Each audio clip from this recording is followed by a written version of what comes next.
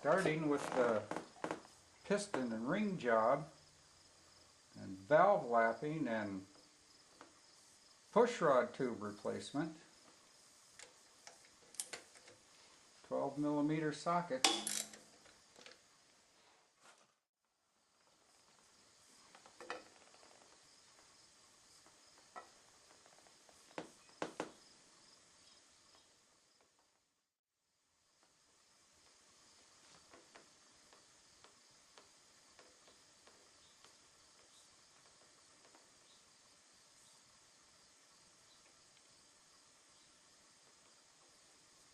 It only goes on right one way.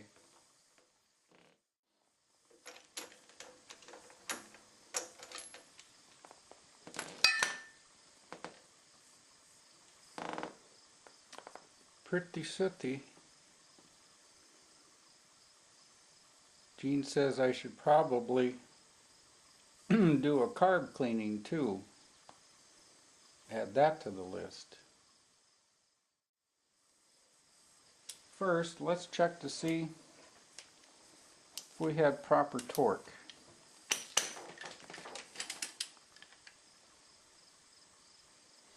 Set for 36. The book is too much at 42.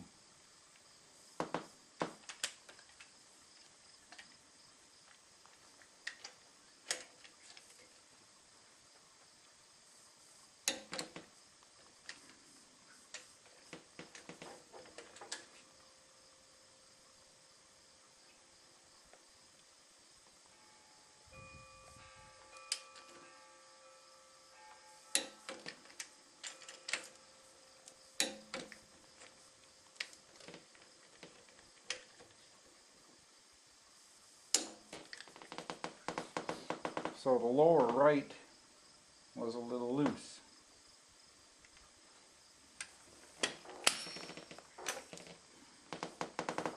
This is a lot easier to do with the tub off.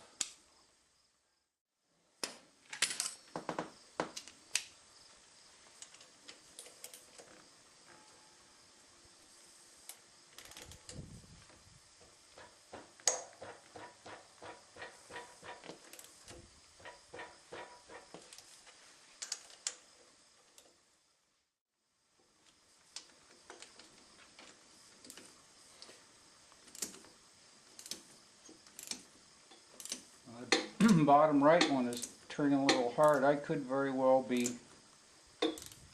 turning the stud in the hole, which could mean it's stripped.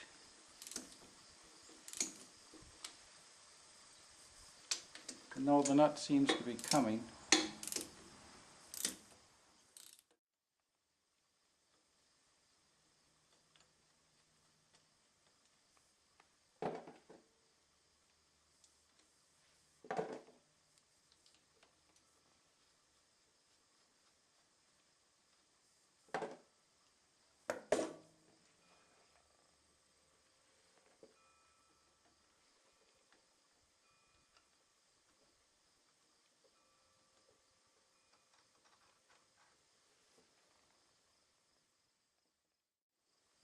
Marking which way is which,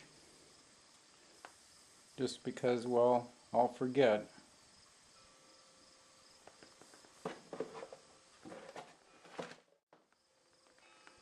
Rear and front.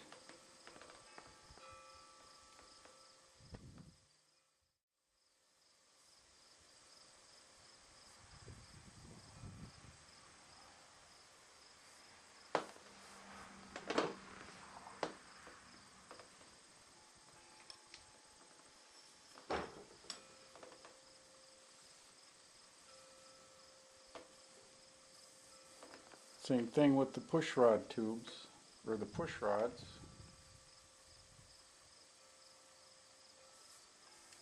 The end doesn't look too bad.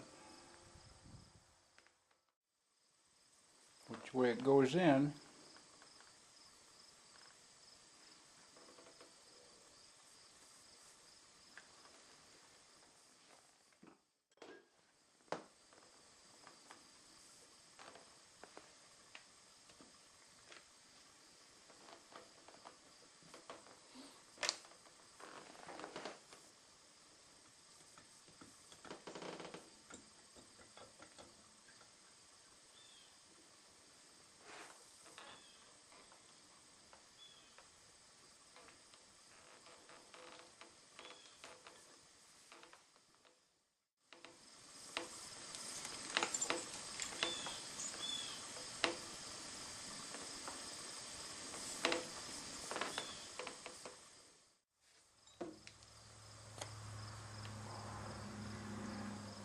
mark this one too because both sides are coming off.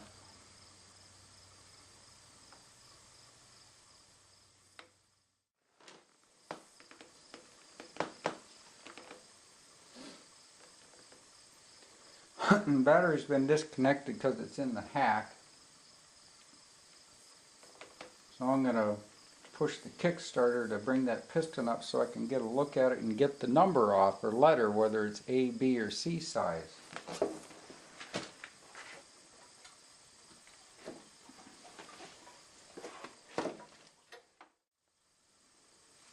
The letter is supposed to be stamped on the cylinder too. It's right there.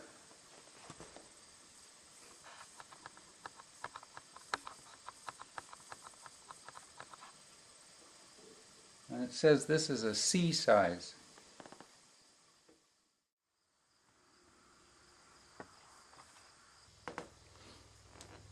Needs a little persuasion.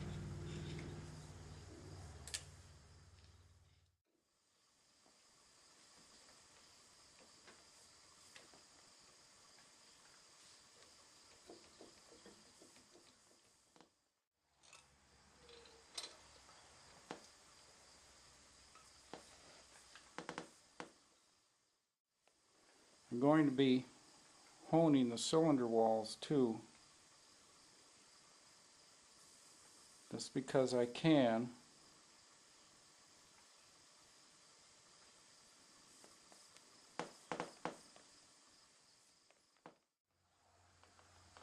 This left side compression tested out at 110. The left side is the problem one, which started all this because I was blowing smoke out the breather tube. I was having an oil bypass problem. That only compression tested out at 30. I was really leaking a lot of oil from around the cups.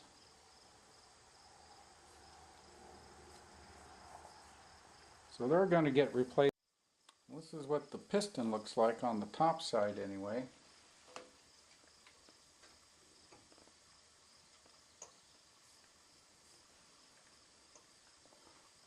Right there, there's the C mark for the piston.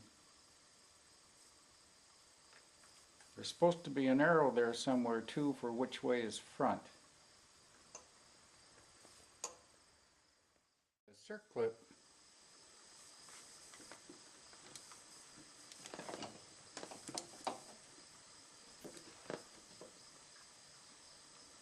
going counterclockwise.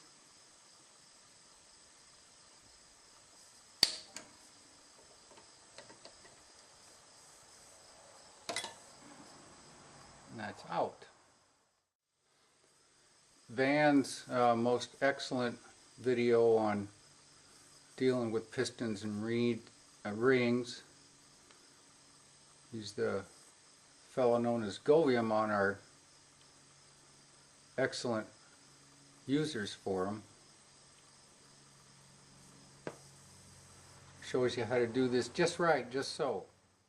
And following Van's most excellent "What would Ivan do to drive out the wrist pin" video, I got a piece of 5/16 threaded rod and a couple of 5/16 nuts, and went to the plumbing store and got a scrap piece of 1-inch PVC and a couple of fender washers, and Van suggested using a 13mm long socket. They didn't have one at the Agri Center, so I got 12mm.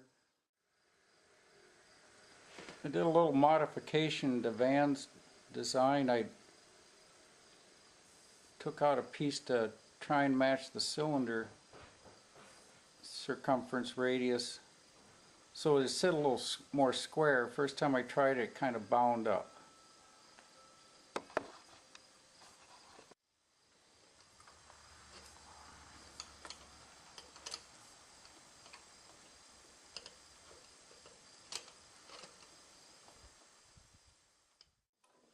You can't find your 1/2-inch wrench for the 5/16. 13mm works real good.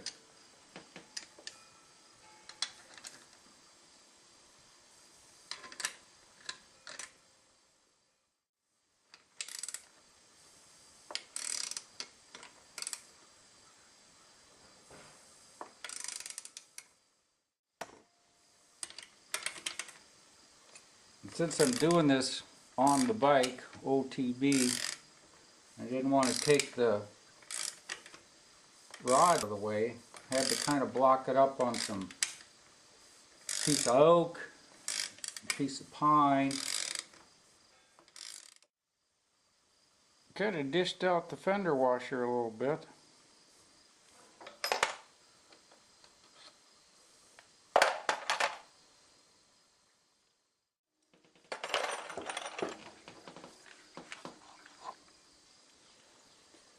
So we'll see what we got.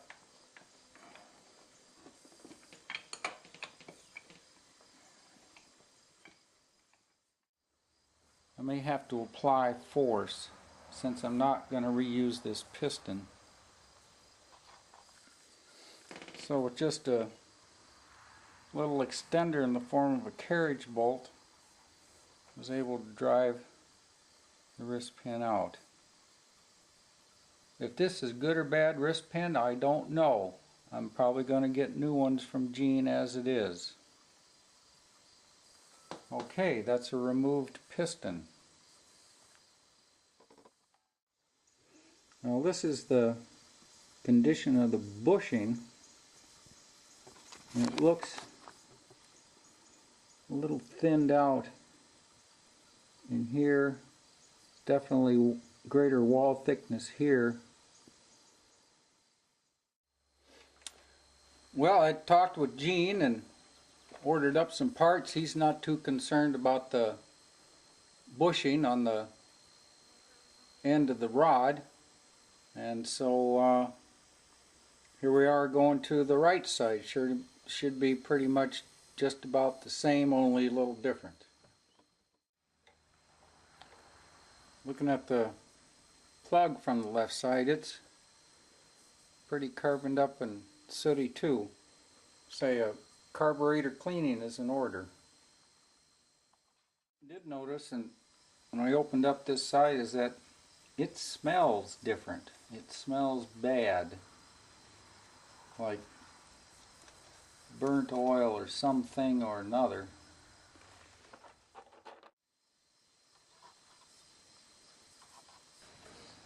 Now the rocker arm assembly on this side seems to be, it looks different. Seems to be blued almost. Well, that's much easier with the engine guard off.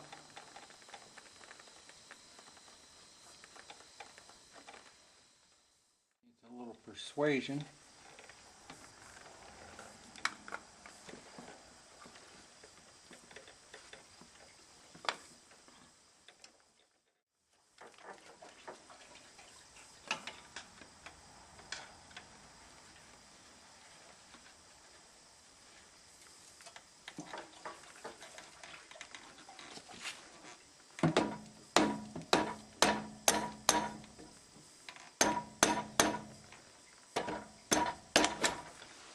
There we go.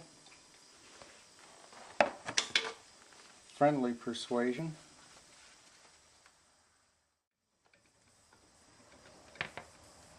Oh, that's a B.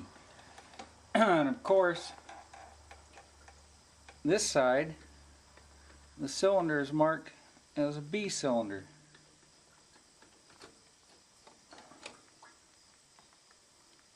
Guess I'll have to call Gene back, won't I?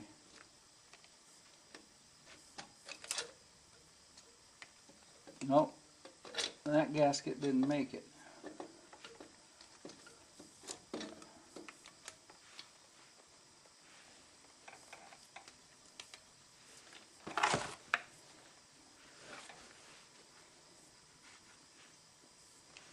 You can see this one is marked B, isn't it? Nice.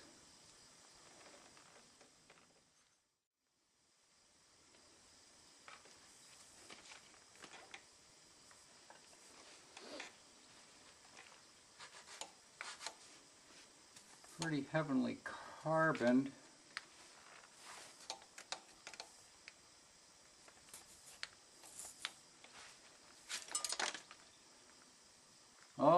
yeah, there's pieces of ring. There's a compression ring. Here's chunks.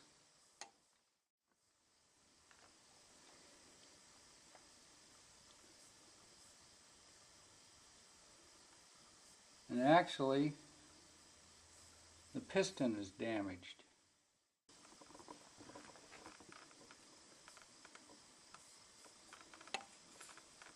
So no wonder it wasn't running so good. Alright.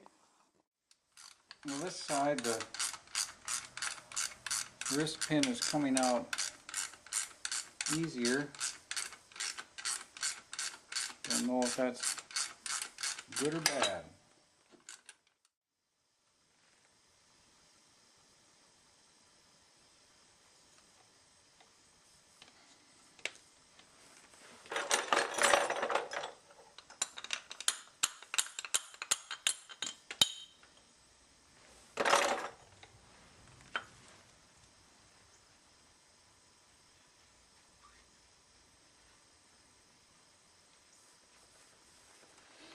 This is the condition of the wrist pin.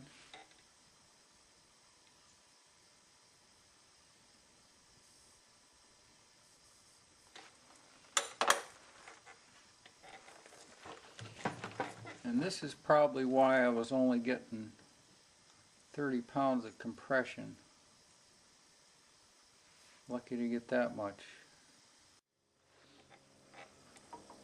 Doesn't seem to be a terrible, horrible amount of play on the crankshaft. Well, that's a good thing.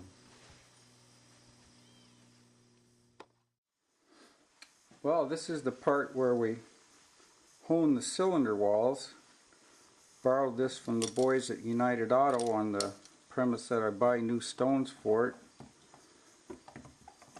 Got it set to, it's supposed to be pretty snug inside the cylinder walls. Darren said to use a little light oil. Figure gun oil, what the heck? What could be better?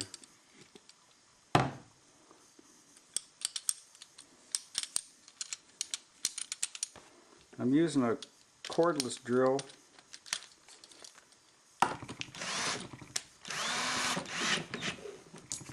Set on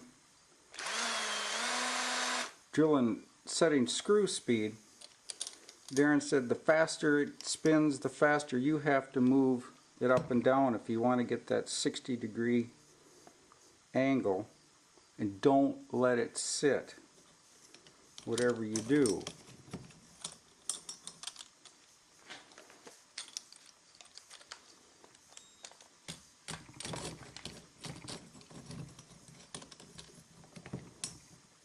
And I got it propped up on a couple of boards to give me some reach past the end.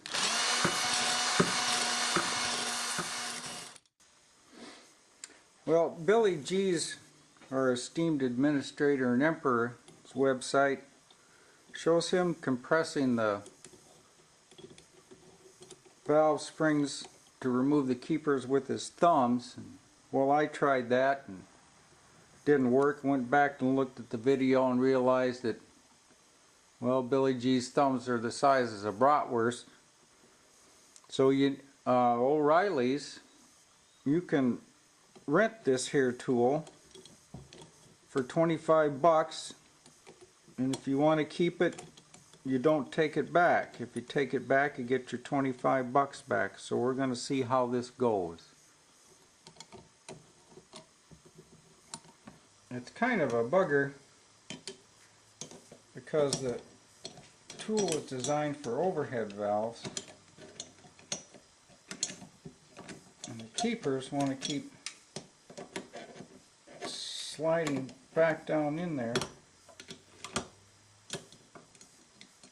There's one.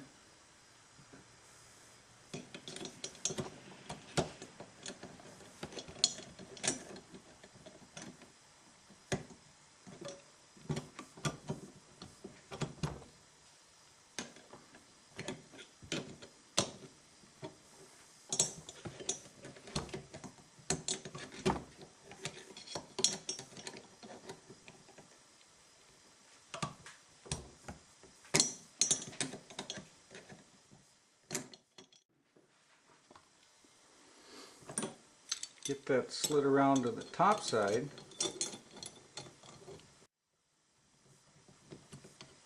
And there's that one. Get that there away from the floor.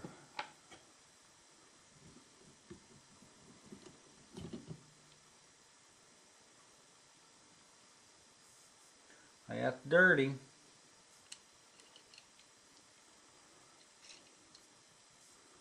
Inner spring and outer spring. Of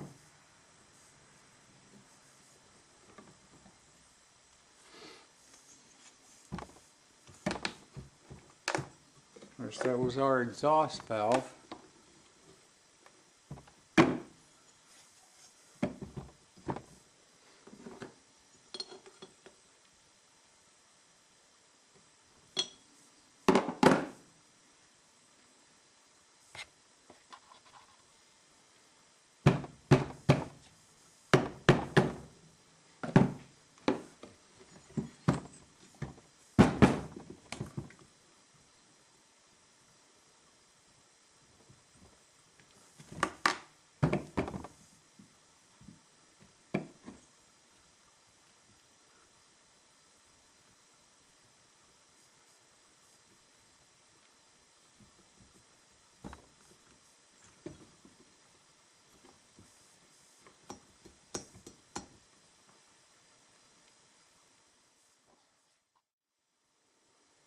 It's a little persuasion.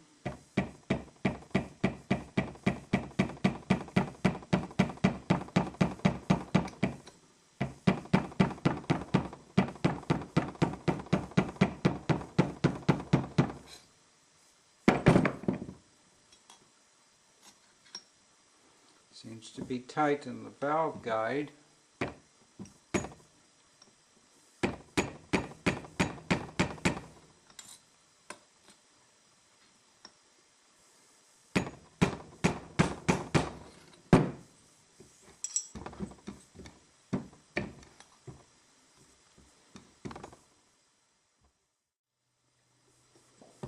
Carriage bolt.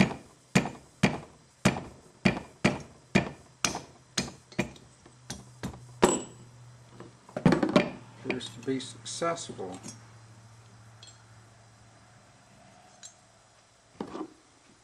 It's the condition of the valve.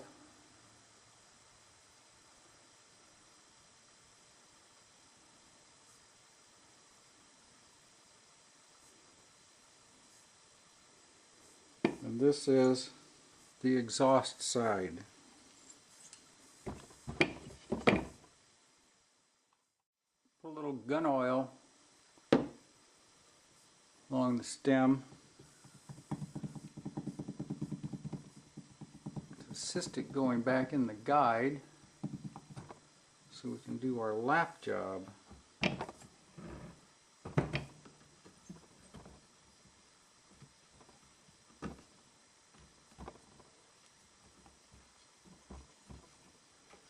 Well, as you saw, I was kind of struggling to get the valve to go smoothly back into the guide, and it seemed like it had high spots, this, that, and the other thing. So a little application of the coarse lapping compound and some turning using 1/4 inch fuel line on the end of the valve. It now seats in all positions without binding. Makes me wonder if the thing was sticking open periodically. How exciting. Well, I finished lapping the exhaust valve and seat on the left jug, the one that lost its compression.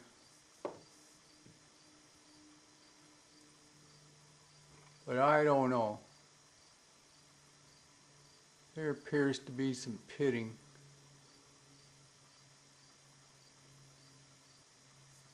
Which I don't know if that's good or bad. Gene's not in tomorrow, it's Sunday. Maybe I'll talk to one of my other motorcycle motorhead buddies. Okay. So it's kind of a bugger to keep the valve from moving when you're using the compression spring compressor and trying to push down on it and try not to have that valve move out. So I fabricated this block that is going to hold the valve in place while I use the compressor. Fits in just like that. Goes in between the other pieces. And now you can push on the valve and it won't go anywhere. So that'll help removing the keepers, which is a bit of a bugger.